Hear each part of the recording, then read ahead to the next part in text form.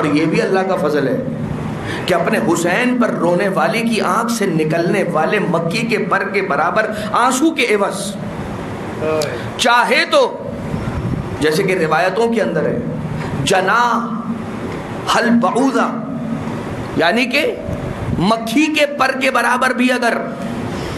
اس کی آنکھوں سے تری جاری ہو جائے، اس کی آنکھ تر ہو جائے،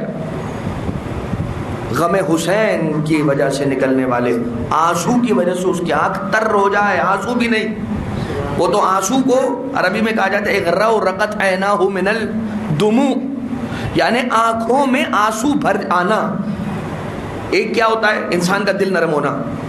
پھر ایک وہ مرحلہ آتا ہے کہ انسان کی آنکھیں آنسو سے بھرتی ہیں، پھر ایک وہ مرحلہ آتا ہے کہ آنسو کا ایک قطرہ بن کر اس کے رخسار پر آتا ہے،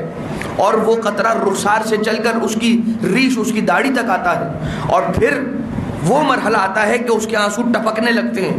یہ اور بات ہے کہ جب آنسو ٹپکنے لگیں تو فرشتے اسے زمین پر گرنے نہیں دیتے، سمیٹ کر آب کوثر کے اندر حوض کوثر کے حوالے کر دیتے ہیں۔ فَيَزِيدُ فِي عُذُوبَتِهَا وَطِيبِهَا وَرِيحِهَا، کہ جن آنسوؤں کے حوض کوثر کے پانی میں شامل کیے جانے کی وجہ سے حوض کوثر کے پانی کی مٹھاس میں اضافہ ہوتا ہے، اس کی تاثیر میں اضافہ ہوتا ہے۔ مجھے یہ بتاؤ کائنات وہ ہے کہ جسے انتظار ہے آب کوثر کے پانی کے پینے کی، اور آب کوثر کو انتظار ہے کہ حسین پر رونے والے عزادار کا آنسو مجھ میں شامل ہو جائے۔ اب آپ نے جب یہ جملہ سنا ہے تو اس سے میں آپ کو ریلیٹ کرتے ہوئے ایک مرحلہ اور آگے لے جاؤں۔ سوچئے کہ وہ آنسو کے جو حسین کے غم میں نکل رہا ہے، جب اس ایک آنسو کی یہ عظمت ہے تو جس کی آنکھ سے آنسو نکل رہے ہیں اس کی کیا عظمت ہوگی،